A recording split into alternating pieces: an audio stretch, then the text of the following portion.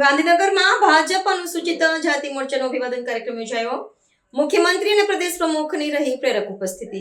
ગાંધીનગર ખાતે ભારતીય જનતા પાર્ટીના અનુસૂચિત જાતિ મોરચા દ્વારા આયોજિત વિશેષ અભિવાદન સમારોહમાં મુખ્યમંત્રી ભૂપેન્દ્ર પટેલ અને પ્રદેશ પ્રમુખ જગદીશ વિશ્વકર્મા પણ ખાસ ઉપસ્થિત રહ્યા હતા। આ કાર્યક્રમનો મુખ્ય ઉદ્દેશ્ય સમાજના પાયાના સ્તરના કાર્યકર્તાઓનું સન્માન કરવાનો અને સંગઠનની શક્તિનું પ્રદર્શન કરવાનો હતો। મોટી સંખ્યામાં ઉપસ્થિત જનમેદની અને પક્ષના અગ્રણીઓની હાજરીમાં ગરિમામય કાર્યક્રમ અત્યંત ઉત્સાહપૂર્વક સંપન્ન થયો હતો।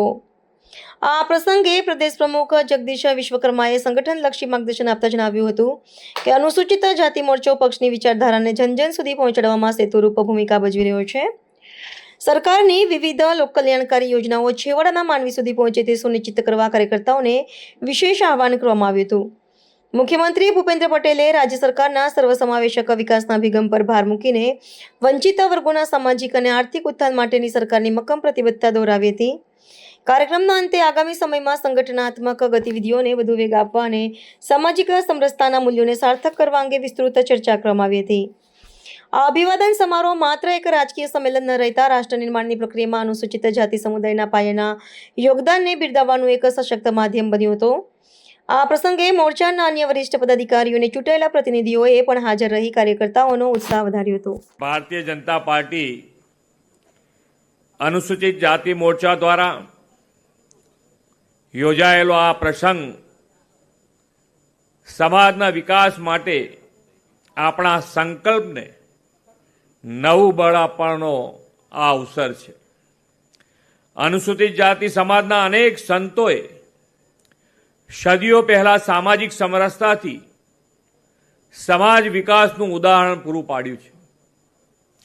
સમાજમાં રહીને સમાજના પ્રશ્નોની નાડ પારખીને અને પોતાની ભક્તિ પરંપરા જાળવી રાખીને સમાજ ચેતના જગાડવામાં આ સંતોનું ખૂબ મહત્વનું યોગદાન રહ્યું છે।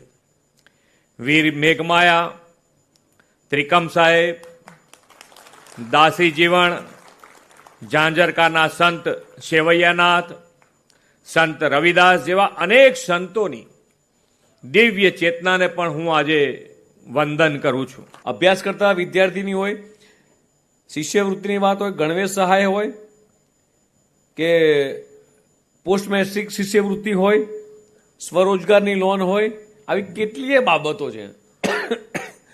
આ દરેકની અંદર જો આપણે માન્ય મુખ્યમંત્રીશ્રીનો, ભારતીય જનતા પાર્ટી સરકારનો, માન્ય વડાપ્રધાનશ્રીનો કે ગુજરાત ભાજપનો જો આપણે આભાર માનવો હોય તો આભાર એ માત્ર આ ટાઉન હોલ પૂરતો સીમિત ના રાખે।